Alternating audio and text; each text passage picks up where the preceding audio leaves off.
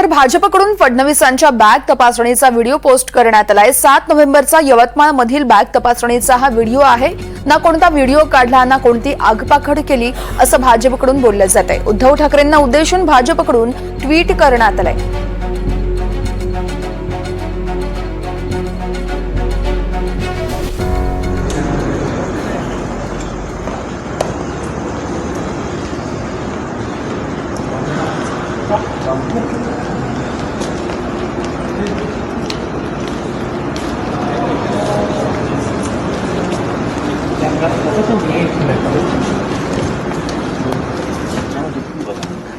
जाऊ द्या, काही नेत्यांना तमाशा करण्याची सवयच असते असं भाजपकडून ट्विट करण्यात आलंय। ठाकरेंना उद्देशून ही टीका आहे। हा व्हिडिओ पहा। 7 नोव्हेंबरला यवतमाळमध्ये फडणवीसांची बॅग तपासली,